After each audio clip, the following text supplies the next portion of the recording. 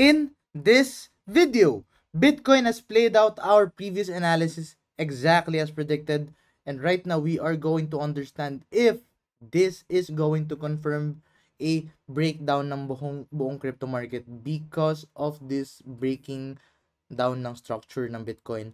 Well, stay tuned to know more. So hi guys, and welcome back to another Gabs cryptocurrency video where we trade by data and not by hype. And if you haven't subscribed to my channel, click the subscribe button down below and hit the notification bell so you won't miss out videos like this. So yeah, let's now dive in into the video and let's give you a quick recap of our previous analysis. So in the previous analysis, we were monitoring that we have been seeing multiple signs of bearish signs dito kay Bitcoin price action. And there are three things na binanggit ako nun. And number one is the 4-hour time frame bearish divergence wherein you would find the increasing price while RSI is declining. So those are traditional signs of a bearish divergence. In fact, when I created the video, it was around this area and I was telling you guys na we are seeing this bearish sign forming. And you can also find that as well in the second indicator na binanggit ko, which is in the hourly time frame bearish divergence. So it's very confluent with the 4-hour time frame. And then lastly, yung binanggit ko nga is the stochastic RSI in the daily time frame wherein we confirmed a double cross at nagkaroon na nga siya ng bearish divergence dito. So you can see we saw a bearish cross and then another bearish cross, and then the stochastic RSI was also declining. So those are traditional signs of a bearish divergence, and look at that. That one has played out exactly as predicted. And then right now, let's now dive in dito sa Bitcoin chart na to, and then binanggit ko naman sa inyo ano yung strategy dito. And the main strategy nga dito na binanggit ko sa previous video natin was number one, if you want to open a short position na nga, the main thing na you could do is buy or actually sell short 50%, then limit sell around the 117 or 118, and then stop loss around the 119,000. Then our first target initially was the 114,700 US dollars. Para if na-hit yan, partial take profit. But if we see a candle close below, then we are going to reopen another short position targeting the two succeeding areas nga dito kay Bitcoin. And take a look at this guys, ano nangyari kay Bitcoin? Well, number one, if nagawa mo yung mag-open ng short position dito agad na 50%, then you would already find you are already in profit. But yun nga, since sabi ko nga sa inyo, limit sell order din dito around the 118 para if ever na umakyat, pwede madagdagan yung position natin. Unfortunately, that did not happen. But ang kagandahan naman is dahil nakapag-open naman ng short position ng 50%, you can see na you are already in profit if you have done that. Now, another thing na sinasabi ko sa inyo, 'di ba, is if we see a candle close below the 114,700 US dollars, then that is a confirmed breakdown nga dito kay Bitcoin. In that case, you could open another or you can add more sa short position. Then we are going to target number one is the 113,400, and then lastly is the 111,000. So right now we met the first target 113,400 exactly.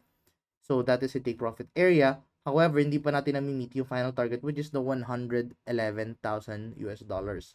And ako, hindi ko to na-take advantage over the weekend kasi I got so busy guys nung weekend. So just to give an idea, nung Friday may pinuntahan ako football event. Then nung Saturday, I was at full day sa Clark.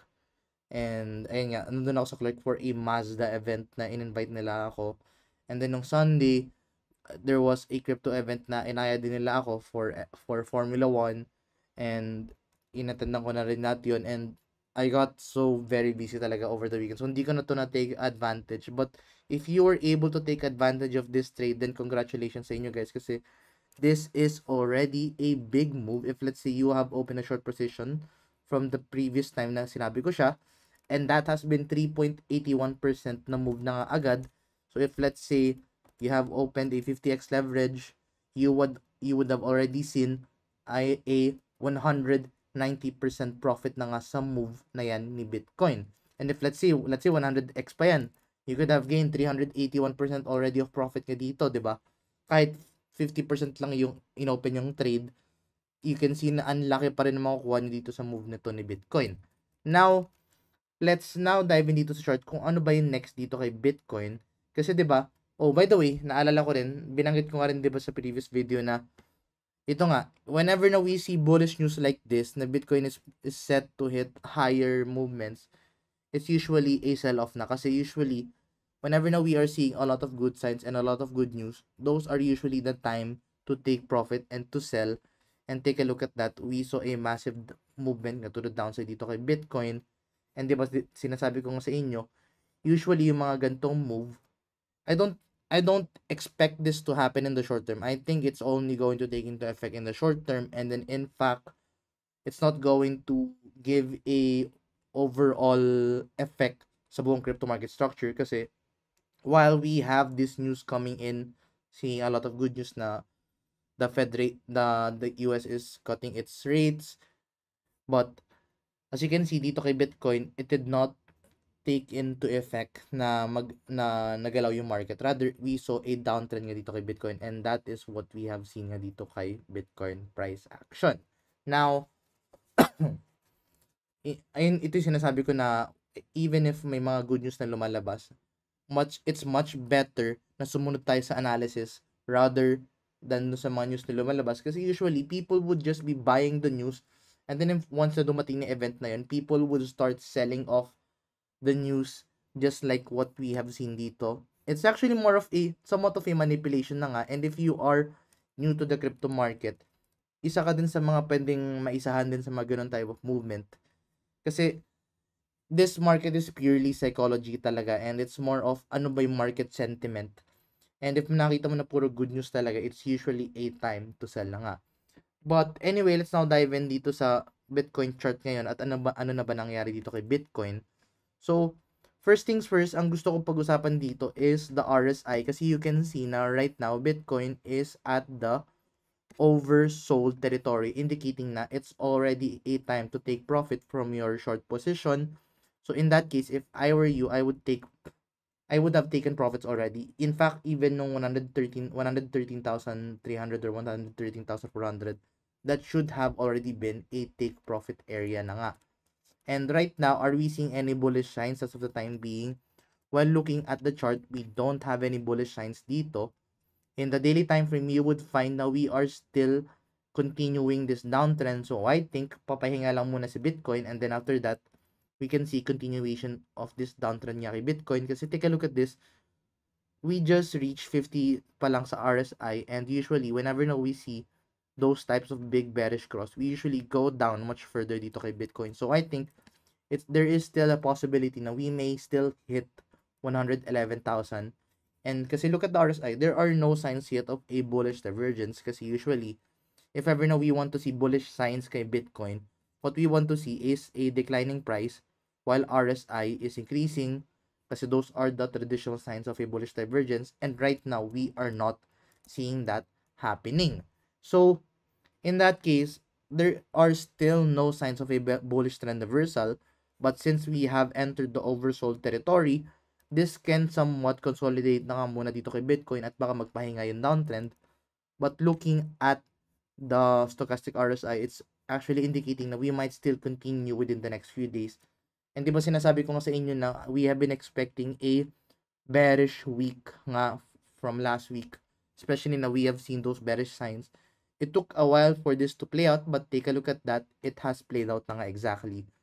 And then right now, ang pinakang kinakatakutan ko na nga ngayon actually is this final thing na gusto ko sabihin sa inyo, which is this latest trend na nasira ngayon, and that is right now Bitcoin has formed a lower high.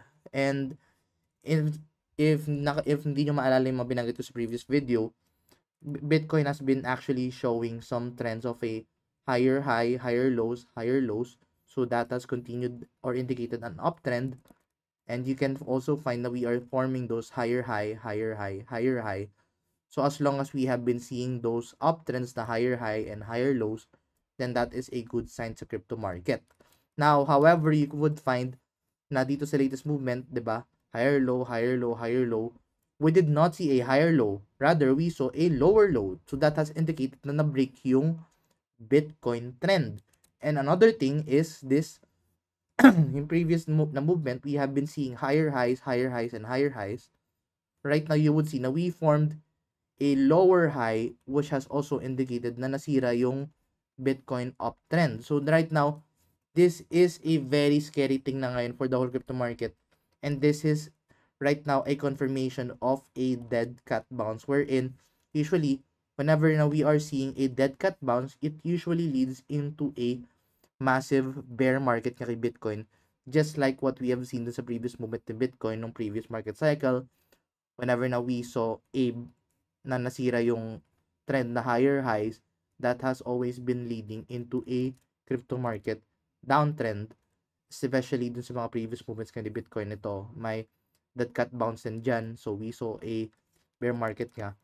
So right now, it's very crucial for us to monitor in the next few days and next few weeks, kasi this could be a good investment opportunity for the whole crypto market, especially na we are going to monitor this kung ano ba yung mangyayari dyan.